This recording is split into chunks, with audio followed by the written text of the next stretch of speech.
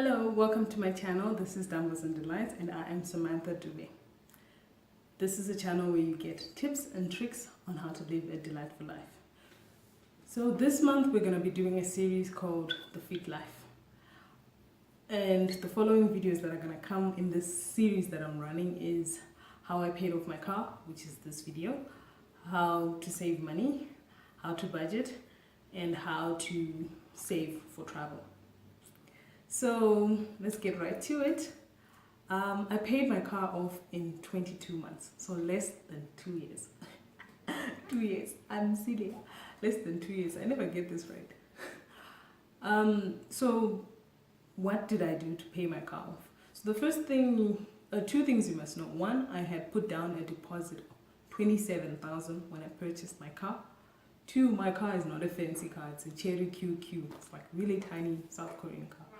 But it works for me. I like the size, I like the affordability of fuel.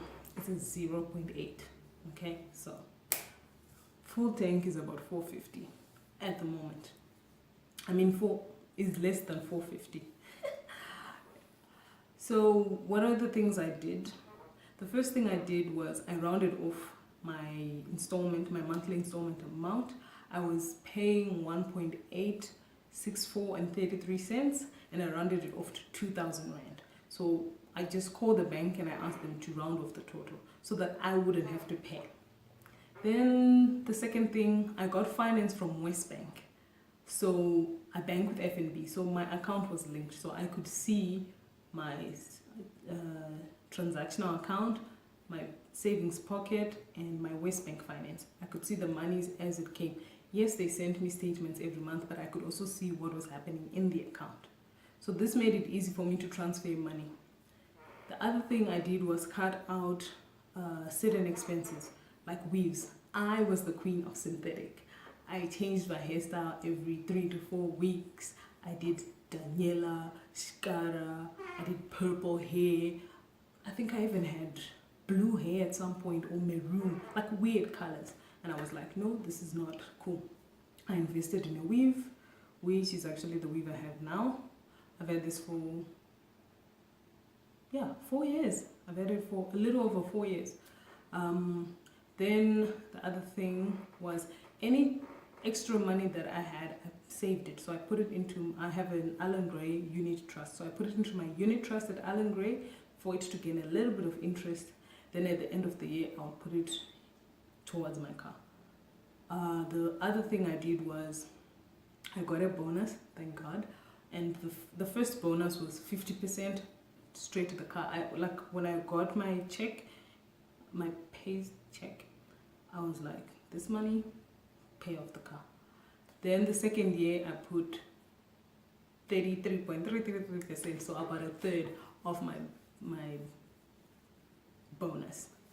Then the final thing I did was I requested a settlement letter from the bank. So you can go on their website. I love Westbank. They're modern, they're techno savvy, they're really awesome. So I got a letter that told me how much was left. I saw the money, I was like, this is still quite a bit. So I saved a few more months, I think 4 or 5 months. Then I requested it again. Then I saw, okay, this money I can handle.